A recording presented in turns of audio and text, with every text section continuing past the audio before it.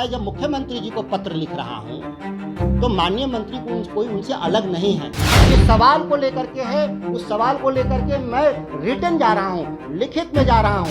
सभी विधायकों, सभी विधान पार्षदों और सभी सांसदों को भी मैंने ये पत्र भेजा है। जनप्रतिनिधि के तौर पे हम सड़क पे बोलते हैं, आंदोलन करते हैं और जनप्रतिनिधि के हिसाब से हम सदन में बोलते हैं। नमस्कार, आप देख रहे हैं लाइव सिटीज। मैं हूं आपके स्ताश एवं बिहार के पूर्व कृषि मंत्री सुधाकर सिंह ने एक बार फिर से किसानों के मुद्दे को लेकर सरकार के साथ साथ अधिकारियों को घेरने का काम किया है। उन्होंने बिहार के मुख्यमंत्री नीतीश कुमार को एक पत्र भी लिखा है। क्या कुछ कह रहे हैं पूर्व कृषि मंत्री सुधाकर सिंह, पहले आप वो सुने। क्या हम जितनी मांगे करते हैं वो पूरी न होने की संभावना से मांगे समाप्त हो जाती हैं। इस राज्य के भीतर 10 लाख सरकारी नौकरी चाहिए, यह मुद्दा है हमारा।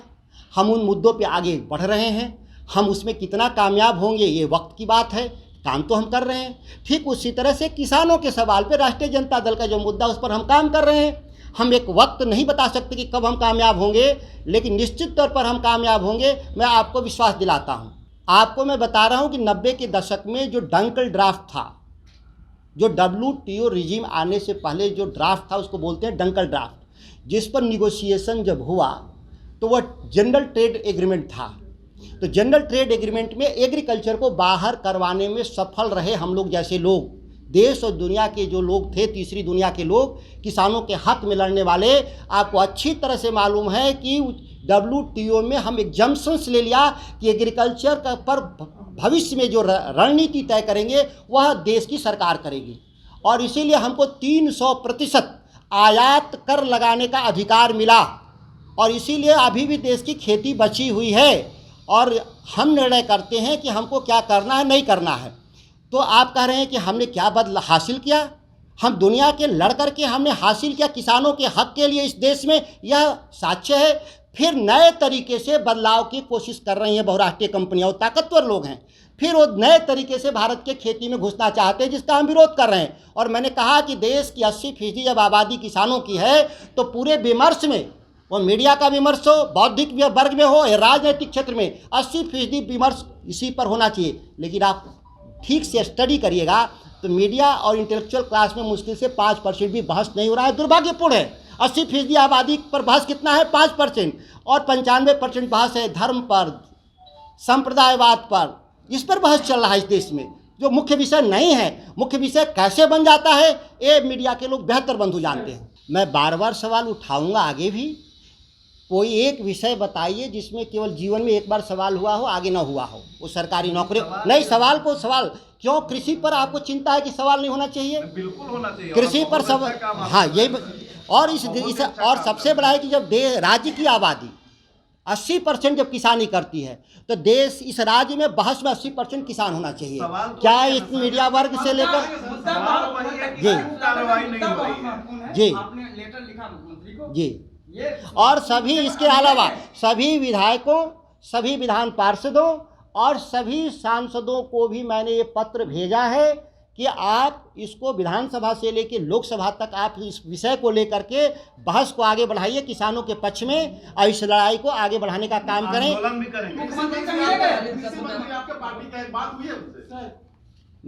मैं कहा मैं किसान नेता हूं सबसे पहले, और मैं जब मुख्यमंत्री जी को पत्र लिख रहा हूं तो माननीय मंत्री कोई उनसे अलग नहीं है, वो सरकार के हिस्सा हैं।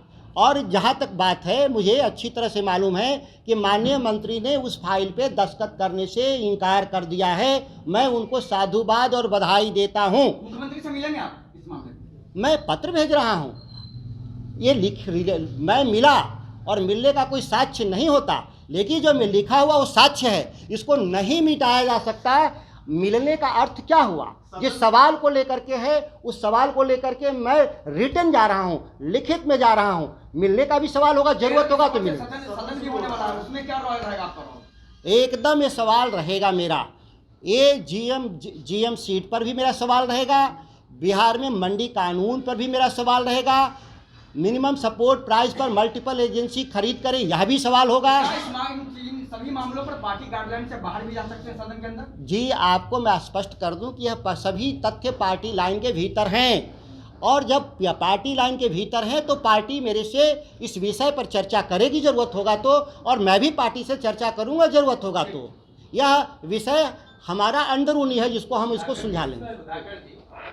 पूरे खेल में बहुराष्ट्रीय कंपनियां, बायर, मोन्सेटो, कारगिल जैसी जो बहुराष्ट्रीय कंपनियां हैं वह भारत के खेती पर कब्जा चाहती हैं, और कब्जा खेती से शुरू होता है बीज से। जब बीज उनके हाथ में चला जाएगा, बीज का व्यापार उनके हाथ में चला जाएगा, तो देश में किस चीज़ का उत्पादन कितना करना है नहीं करना है वो नियंत्रित, क्योंकि ये बांझ, ये नसबंदी किया हुआ बीज है, ध्यान दीजिए, इससे पूरी खेती बांझ हो जाएगी, इससे बीज नहीं पैदा होगा। ध्यान देना है इस टेक्नोलॉजी में।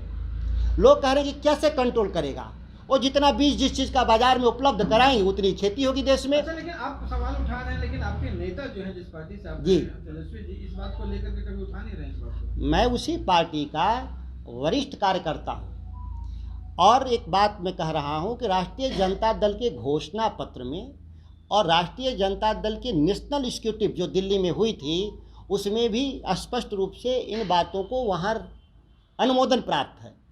और मैं किसान हूँ, इसमें किसी को शक नहीं होना चाहिए। मैं किसान प्रतिनिधि और एक जनप्रतिनिधि दोनों का दायित्व है। किसान प्रतिनिधि के तौर पे हम सड़क पे बोलते हैं, आंदोलन करते हैं, और जनप्रतिनिधि के हिसाब से हम सदन में बोलते हैं। मामले को विषय को पहले विषय के अंदर डिस्कस कर लें तो बेहतर हो। सवाल ये है कि हम लोक महत्व के विषय पर जो बोल रहे हैं उस पर किसी को कन्फ्यूजन है, पहले वो सवाल करें, वो राजनीतिक सवाल बाद में करें। दूसरा सवाल यह है सर कि आखिर बहुराष्ट्रीय कंपनियां जो आप चाहते हैं कि ये कब्जा करना चाहते हैं, इन अधिकारियों को फायदा क्या है? आखिर वो क्यों सफल? उसके पीछे कुछ कारण होगा ना। इस देश में पूंजीवादी व्यवस्था के बड़े समर्थकों का एक वर्ग है कि देश में पूंजीवाद का प्रभाव बढ़े, और पूंजीवाद का प्रभाव कैसे बढ़ेगा? इसी बहुराष्ट्रीय कंपनियों के जरिए। अब वो कौन कौन लोग हैं? जाहिर सी बात है कि जो उसके समर्थन में बयान देंगे, जाहिर सी बात है फाइलों में उनके पक्ष में जो नोटिंग करेंगे वो उनके समर्थक हुए। अब मैं बता दूं कि GEAC जो कमेटी है, genetic engineering modified appraisal committee, अब अप्रूवल नहीं रहा, वो अब अप्रेजल हो गया है, क्योंकि वो कानून विरुद्ध था। अप्रूवल को हटाया गया शब्द, क्योंकि वो पावर नहीं था उनको अप्रूवल देने का। अब वो अप्रेजल कमेटी है आज के दिन में। बहुत तकनीकी सवाल आपने किया है।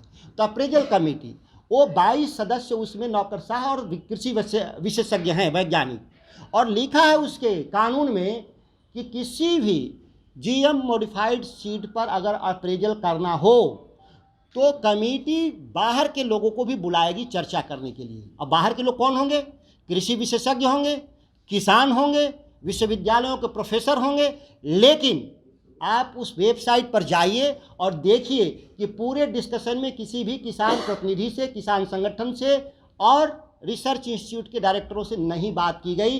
सीधे मनमाने तरीके से 22 सदस्यीय कमेटी ने अप्रूवल दिया है। अब ध्यान दीजिए कि तो बात तो खुल गई कि कौन लोग उसके समर्थक हैं। वो तो मैं वेबसाइट में दिया हूँ जी।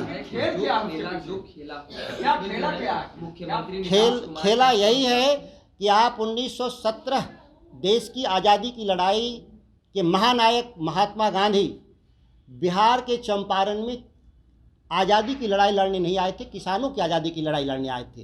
तब की ब्रिटिश सरकार यहाँ पर तिनकठिया प्रथा से खेती कराती थी नील का, वह एक विदेशी फसल था।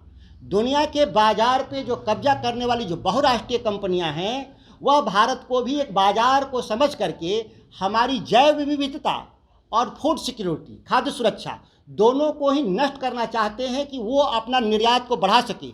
जो भारत में जो सीड का व्यापार है, खाद्यान्न का व्यापार है लाखों करोड़ का, उस पर वो कब्जा चाहती हैं। इसके लिए यह लोग, वो लॉबी जो देश में बैठे हुए सत्ता में लोग हैं, वो लोग जो देश में बैठे हुए वर्तमान सरकार में लोग हैं, जिन लोगों ने 3 कृषि कानूनों को लागू करने का असफल प्रयास किया और जन आंदोलनों के माध्यम से कानून को वापस लेने का काम किया था।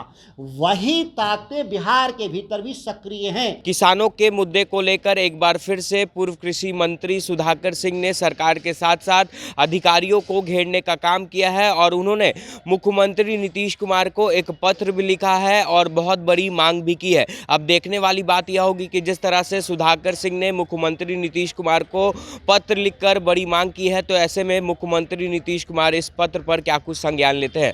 बहरहाल अब बने रहे हमारे साथ। अगर आपने हमारे चैनल को सब्सक्राइब नहीं किया है तो जल्द से जल्द सब्सक्राइब कर ले। धन्यवाद।